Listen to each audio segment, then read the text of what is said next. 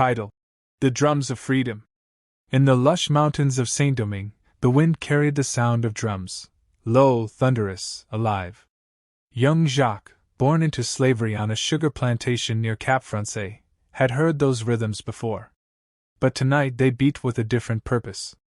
They were a call. It was August 1791, and the fires of revolution were ready to burn.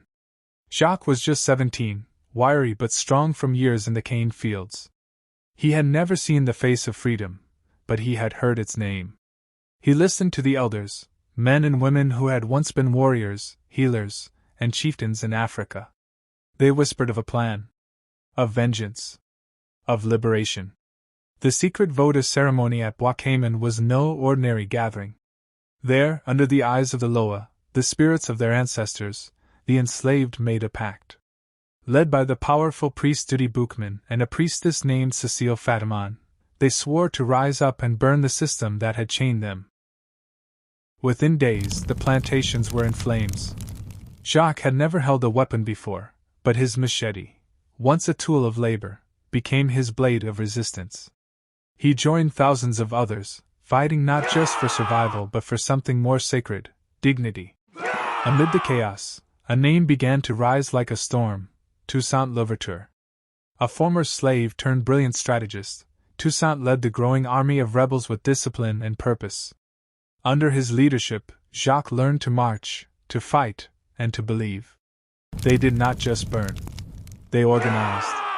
But the revolution was more than a war against the white colonists.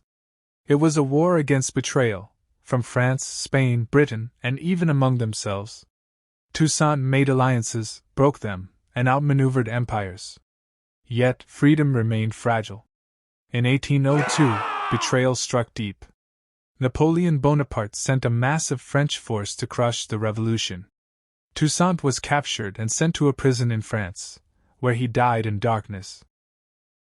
Many feared the dream would die with him. But it didn't. From the fire rose Jean-Jacques Dessalines, fierce and unrelenting. Under his command, the revolutionaries defeated the French for good. And on January 1, 1804, the impossible became real.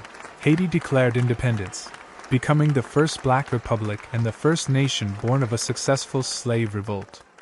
Jacques, now a grown man with scars on his arms and pride in his heart, stood beneath a Haitian flag, hand-sewn from the torn-out white of the French tricolor.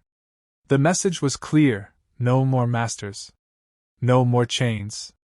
Epilogue. Though Haiti's freedom came at a great